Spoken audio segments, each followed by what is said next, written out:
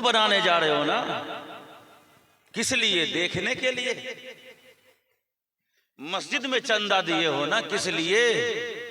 सिर्फ मीनार बनवाने के लिए, या सिर्फ गुंबद बनवाने के लिए, या टाइल्स लगवाने के लिए, या रंगैया करवाने के लिए, या सिर्फ खूबसूरत दिखवाने के लिए कि रामपुर की मस्जिद सबसे बड़ी मस्जिद है और सबसे खूबसूरत मस्जिद है। अगर ये इरादा आपका और नीयत है आपकी, तो आपको कुछ सवाब नहीं मिलेगा। जिसकी नीयत ये हो कि मस्जिद बना इसलिए रहा हूं कि वहां जाकर मैं सजदे करूंगा, अल्लाह की इबादत करूंगा, तुम्हारा देना भी सवाब है और अल्लाह की बारगाह में सुभान अल्लाह है ना। मस्जिद बना रहे हैं ना। अगर ये दो छोटी सूरह याद नहीं है किसी को, तो फिर नमाज वो पढ़ सकता ही नहीं है, होगी नहीं ना नमाज।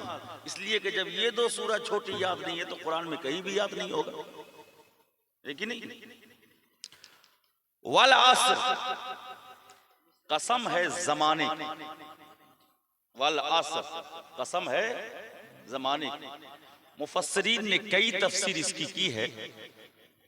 एक तफसीर तो ये है कि वल असर का माना है असर का वक्त। वल असर का माना असर का वक्त। असर का वक्त जो होता है ना, वो बहुत छोटा होता है, कम होता है। असर का वक्त जो होता है बहुत थोड़ा होता है, इसलिए कि जैसे ही सूरज गुरूब हुआ असर का वक्त खत्म हो जाता है। सूरज ना जहां गुरूब होता है, डूबता है, असर का वक्त खत्म होता है और मगरिब का वक्त शुरू हो जाता है। तो अल्लाह रब्बुल इज्जत ने जो यहां कसम खाई है, वो असर के वक्त की कसम खाई। और ये तफसीर किसी और मुफस्सिर की नहीं है, बल्कि इमाम राजी की तफसीर बयान कर।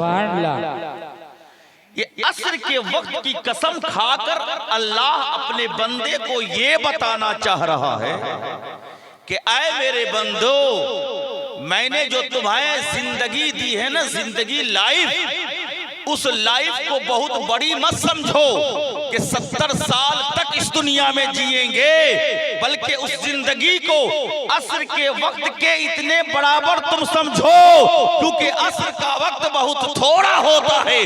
गुरूब हो जाए तो असर का वक्त खत्म हो जाता है। कसम है असर के वक्त की, ऐ मेरे बंदो, तुम अपनी जिंदगी को असर के वक्त के बराबर समझो। कहीं ऐसा ना हो कि कल होकर तुम्हारी मौत आ जाए और तुम अल्लाह के हुजूर में जाओ तो गुनहगार बन करके जाओ। नहीं नहीं, अल्लाह के हुजूर में जाना है तो गुनहगार बन करके नहीं जाना है, जाना है तो नेकूकार बन करके जाना। सुभान अल्लाह। जाना है तो नेकूकार बन करके जाना। असर का वक्त जानते ना, असर का वक्त बहुत थोड़ा होता है, लेकिन असर का वक्त हमारा कहाँ गुजर जाता जानते हैं? सिर्फ हाट में, है ना। बस झोला लिए, साइकिल लिए, चल दिया हाट, सब्जी खरीदा, असर का वक्त खत्म। पता चला कितने वक्त में खत्म। अब नमाज भी पढ़ना चाहोगे तो नहीं पढ़ सकते। तो वल असर, असर के वक्त की खुदा ने कसम खाई ताकि बंदों को ये समझाए, बंदो तुम जो अपनी जिंदगी को सोच रहे हो ना कि 80 साल जिएंगे, 90 साल जिएंगे, आज 80 साल के बूढ़ा से पूछो तुमने दुनिया कितना हासिल किया, वो कहेगा कि मैं दुनिया में 80 साल तो गुजार लिया, लेकिन अभी लगता ही नहीं है कि 80 साल मैंने गुजार लिया। अभी तो लग रहा है कि थोड़ी सी जिंदगी ही गुजरी है। तो बंदे को खुदा ये बताना चाह रहा है, ऐ मेरे बंदे, तुम्हारी लाइफ और जिंदगी बहुत थोड़ी सी है। इस थोड़ी सी जिंदगी में तुम बंदगी करो, बंदगी, क्योंकि जो बंदगी करके जिंदगी गुजारता है अल्लाह उसकी दुनिया भी संवार देता है, आखिरत भी संवार। तो जिंदगी में क्या करना है? जिंदगी में बंदगी करना है ना। लेकिन आज जिंदगी में बंदगी तो बहुत दूर की बात है। आज हम एक रात का जलसा भी करते हैं ना, तो सिर्फ जीनत के लिए करते हैं, जीनत तमाशा के लिए करते हैं। बस तमाशा देख लिया, जीनतें आंखों को रश्क आ गई, आंखें बहुत महव में डूब गई। इस नजारे को देख करके हमने ये समझ लिया कि हमारा जलसा कामयाब हो गया। जलसा मेलों और ठेलों से कामयाब नहीं होता है मुसलमानों। जलसा अगर कामयाब होता है तो हकीकत में इश्क रसूल के सबूत से हुआ करता है। और इसके रसूल का सबूत ये है कि जहाँ जलसा हो वहाँ जिक्र खुदा की महफिल सजती है, जिक्र खुदा होती है, जिक्र मुस्तफ़ा होती है। और जहाँ जिक्र मुस्तफ़ा और जिक्र खुदा हो वहाँ लोग मेलों और ठेलों को नहीं देखते हैं, वहाँ तो मुस्तफ़ा के जिक्र को सुनकर अपने दिल को नूर से मामूर करते हैं। इसलिए कि जिक्र मुस्तफ़ा वो जिक्र मुस्तफ़ा है जो इंसान के दिलों को पज़मुर्दा नहीं करता है बल्कि इंसान के दिलों को जिंदगी बख्शता है। सुभान अल्लाह। इंसान के दिलों को जिंदगी बख्शता है। लेकिन हमने सोच लिया नहीं, जलसा जाएंगे, क्या खरीदेंगे? लॉलीपॉप, है ना? लॉलीपॉप खरीदेंगे जलसे में, चूसते चूसते आएंगे और चल देंगे। और माँ बाप से जाकर के कहेंगे बाबा जलसा सुन करके आ रहे हैं, है ना? मेला ठेला देखने का नाम जलसा नहीं है मुसलमानों। जलसा में अगर आप आते हो तो कोशिश करो कि हम उस जलसे से कुछ सीख करके जाएं। तो वल असर, अल्लाह कसम खा रहा है किसकी? असर के वक्त की। दूसरी तफसीर यह है कि अल्लाह कसम खा रहा है जमाना की। जमाना जानते ना, टेंस नहीं पढ़ा, टेंस, जमाना, पास्ट, प्रेजेंट, फ्यूचर, गुजरा हुआ जमाना, मौजूदा जमाना और आने वाला जमाना। यही जमाना जिस दौर में हम जी रहे हैं, हम बोल रहे हैं, अभी हाल है। गुजर गया 10 बजे रात, वो पास्ट है। अब जो 1 बजेगा ना वो हमारे लिए फ्यूचर होगा। यही तो जमाना है ना। तो जमाने की कसम खाई है। किस जमाने की कसम खाई है? तो अल्लाह तो ऐसी वैसी कसमें नहीं खाएगा ना। इसलिए कि इंसान अगर कसम खाता है तो सबसे पाक चीज की कसम खाता है। या तो कुरान की कसम खाता है, या तो मक्के की कसम खाता है, या तो कुरान की गिलाफों की कसम खाता है, या काबे की गिलाफों की कसम खाता है। नहीं अगर हो तो अपने माँ की कसम खाता है। इसलिए कि इंसान जानता है माँ से मोतबर कोई चीज नहीं होती है। और अल्लाह ने कसम खाकर जमाने की बतला दिया, मेरे बंदो जमाना तो सब है मगर जिस जमाने में मेरा महबूब जिंदगी गुजारा है उस जमाने से बेहतर कोई जमाना नहीं। हाँ सुभान अल्लाह। बुझते परचन ने की मेरे नबी की जिंदगी कितने साल की थी? जाहिरी हयात 63 ईयर्स, 63 साल। अल्लाह के नबी ने ना 63 साल की जिंदगी गुजारी, है ना? तो अल्लाह के नबी फरमाते हैं खैरुल कुरूनी करनी, यानी सबसे बेहतरीन जमाना जो है ना वो मेरा जमाना। उसके बाद जो उससे करीब यानी सहाबी का जमाना, फिर उसके बाद जो उसके करीब हो यानी ताबई का जमाना, फिर उसके बाद जो उससे करीब हो यानी तबे ताबईन का जमाना। तो जमाना में हम भी जिंदगी गुजार रहे हैं। ये भी 2025 का जमाना है, लेकिन ये जमाना उतना बेहतर नहीं है जितना जमाना हमारे दादू का जमाना था। और दादू के जमाने से भी बेहतर वो जमाना था जिस जमाने में हमारे परदादू इस दुनिया में रहते थे। इसी तरीके से चले जाओ, नबी फरमाते हैं सब जमानों में सबसे बेहतरीन जमाना अगर किसी का है तो वो मोहम्मद अरबी का जमाना है। तो अल्लाह ने यहाँ जो कसम खाई है जमाने की वो किसी और के जमाने की नहीं कसम खाई है। अगर कसम खाई है तो महबूबे मुस्तफा मोहम्मद मुस्तफा के जमाने की। सुभान अल्लाह। अब बुझते पढ़ लें तो अब और इसको सटीक में समझिए एग्जाम्पल के साथ। एक आदमी था, एक आदमी वो रोटी बेच रहा था। क्या बेच रहा था? रोटी, है ना? चावल नहीं, रोटी बेच रहा था। रोटी 2 किस्म की होती है, एक ताजी रोटी, एक बासी रोटी। बासी जानते हैं ना, यानी कल की रोटी जो है ना वो बासी है, जो अभी अभी पकाई गई वो क्या है? ताजी है। अच्छा, उसने जो रेट वाला ना रेट बताया, कीमत क्या है? उसने कहा जो ताजी रोटी है उसकी कीमत 1 रुपया और जो बासी रोटी है उसकी कीमत 2 रुपया। अब बताइए आप उसको क्या कहोगे? बेवकूफ कहोगे ना? हाँ, ये तो बासी रोटी हो गई ना, बासी। कल की रोटी कीमत ज्यादा, ताजी रोटी कीमत कम। तू बेवकूफ तो नहीं है? तो उस शख्स ने कहा, सुन, मैं बेवकूफ नहीं हूं। ताजी रोटी से बासी रोटी का रेट इसलिए ज्यादा है कि बासी रोटी का जमाना मेरे नबी मोहम्मद मुस्तफा से एक दिन करीब। सुभान अल्लाह बेशक। 24 घंटा बासी रोटी ना, वो पहले बनी ना, पहले बनी। ताजी रोटी अभी बनी ना। तो मैं इसलिए बासी रोटी को रेट ज्यादा कर करके बेच रहा हूं कि बासी रोटी जो है ना, वो नबी के जमाने से 24 घंटा ज्यादा करीब है, और ताजी रोटी नबी के जमाने से इस बासी रोटी के मुकाबले में 24 घंटे बाद की है। तो अब बता, बासी रोटी ज्यादा बेहतर हुई या ताजी रोटी? उसने कहा, हाँ, ये बात तो सही है कि मुस्तफा के जमाने से जो ज्यादा करीब होती है वही कौम ज्यादा बेहतर, बेशक। सुभान अल्लाह। वो चीज ज्यादा बेहतर होती। अब तो समझ गए, अब तो समझे ना? तो अल्लाह रब्बुल इज्जत ने जो कसम खाई वो किसकी हुई? जमाना की। पास्ट फ्यूचर होता है ना, प्रेजेंट। तो जमाना से मुराद हम भी अभी जी रहे हैं, 2025 का जमाना। ये कहते 2025 में हम लोग जी रहे हैं।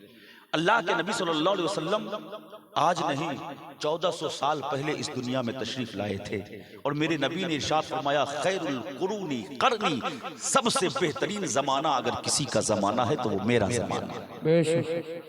फिर उसके बाद जो है यानी सहाबी का जमाना, फिर उसके बाद जो है यानी ताबई का जमाना, फिर उसके बाद जो है यानी तबे ताबई।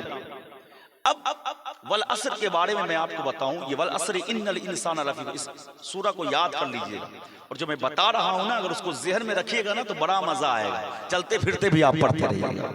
हजरत इमाम शाफी रज़ियल्लाहु ताला, हजरत इमाम शाफी, मैं तो वो इंसान हूं ना कि बंगला तो बंगला अंग्रेजों के भी दिल में उतार करके समझा देता हूं, है ना?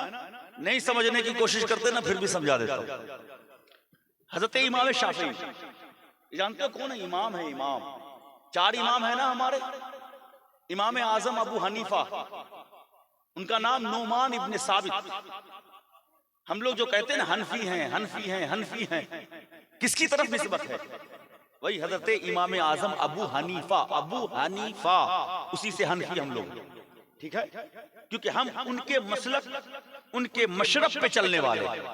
उन्होंने जो मसाइल का इस्तिखराज किया, हम उसी को अपना करके जिंदगी गुजारने वाले। इमाम आजम ने फरमाया कि जब नमाज के लिए खड़े हुओ ना, तो अपने हाथों को नाफ के नीचे बांधा करो। ये हनफी मसलक है, इसलिए अहले सुन्नत वल जमात में जो हनफी मसलक पर अमल करते हैं, वो तकबीर तहरीमा में हाथ उठाकर जब बांधते हैं तो वो अपने नाफ के नीचे बांधते हैं। नाफ किसको कहते जानते? नाभि, नाभि जानते ना? ये हनफी मसलक। बहुत सारों को देखा होगा ऊपर बांध लिया, बहुत सारों को देखा होगा इधर बांध लिया, बहुत सारों को देखा कमर ही पकड़ लिया और नमाज के लिए खड़े हो गए। तो नहीं, तो इमाम आजम अबू हनीफा एक इमाम, दूसरे इमाम इमाम शाफी। इमाम ये भी हक पर है। आप अगर केरला चले जाओ, केरला, केरला जानते हो?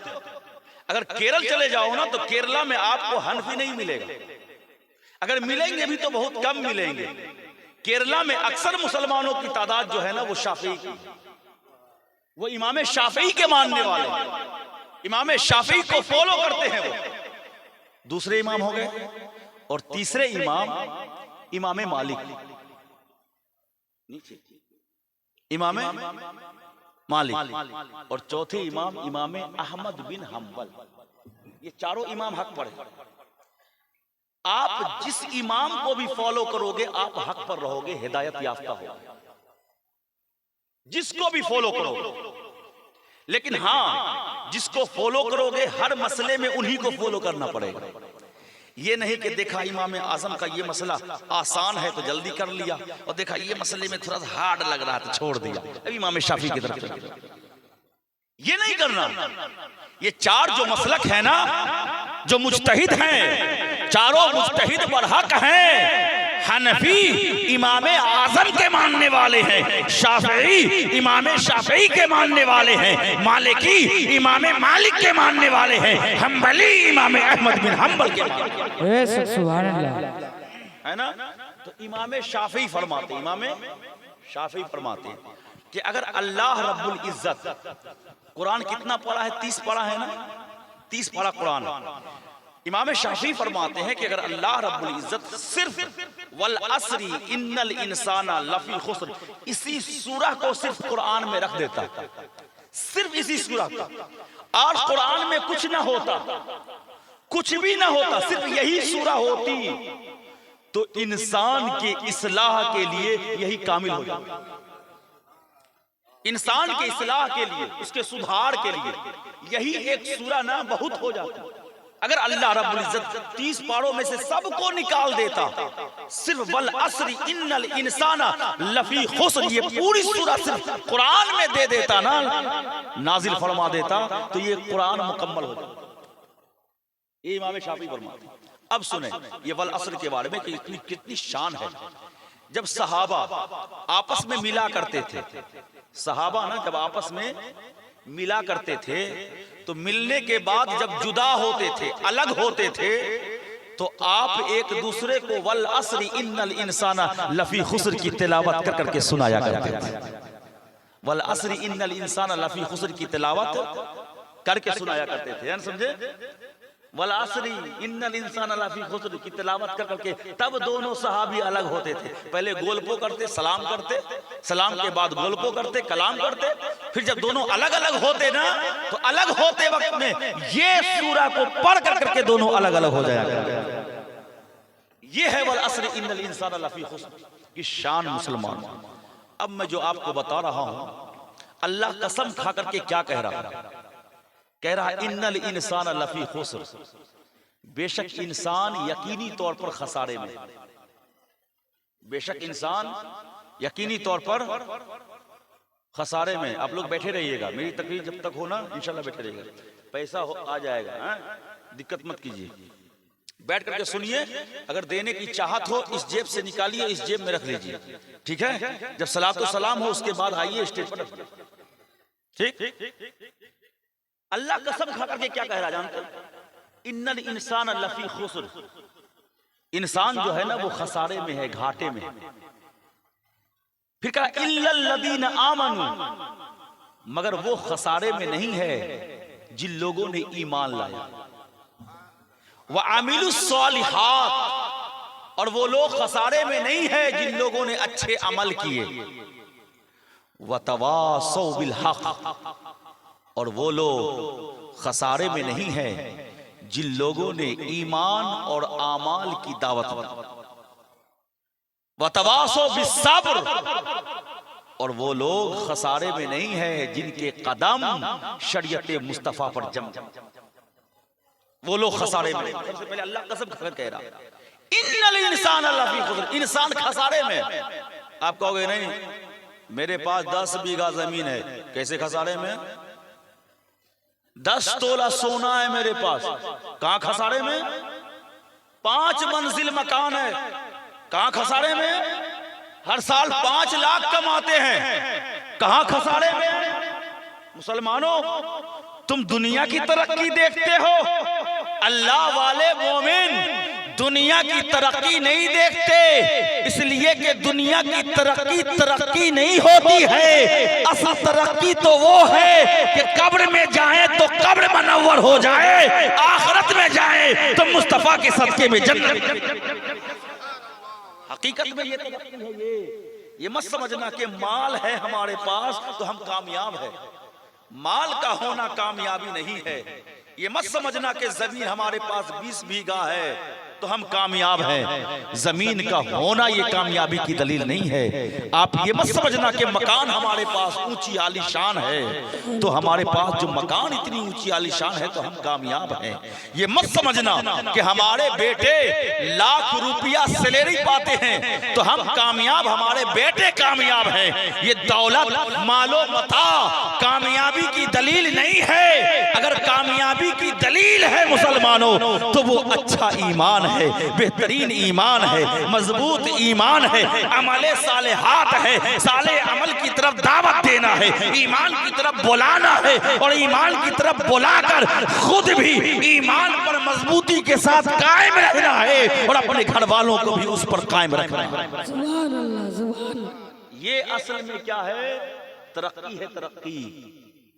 वल अस्र इन्नल इंसान लफी खुस्र, यकीनन इंसान घाटे में है, इल्लल्लज़ीना आमनू, मगर वो लोग जो ईमान ले आए, ईमान वाले हैं, ईमान वाले घाटे में नहीं हैं।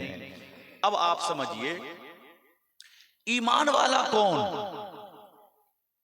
एक है असहाबुर रसूल और एक है इखवानुर रसूल। असहाबुर रसूल का माना वो जो सहाबिये रसूल हैं, यानी वो जिन्होंने अपने चौके मुबारक से, अपने आंखें मुबारक से, अपने आईने मुबारक से हम सब के नबी, प्यारे नबी मोहम्मद मुस्तफ़ा के जलवे को देखा हो। वो कौन है? असहाबुर रसूल, जिन्होंने अपने आंख से मुस्तफ़ा का दीदार किया हो। और एक है इखवानुर रसूल, यानी इखवान ये अख से है। अख का माना होता है भाई, अख का माना होता है भाई। मैं आपके सामने एक हदीस सुनाता हूं। अल्लाह के रसूल सल्लल्लाहु ताला अलैहि वसल्लम एक कब्रिस्तान को गए। कहां गए? कब्रिस्तान को गए। कब्रिस्तान को गए ना, तो अल्लाह के रसूल सल्लल्लाहु अलैहि वसल्लम ने फरमाया, आपके साथ सहाबी भी थे।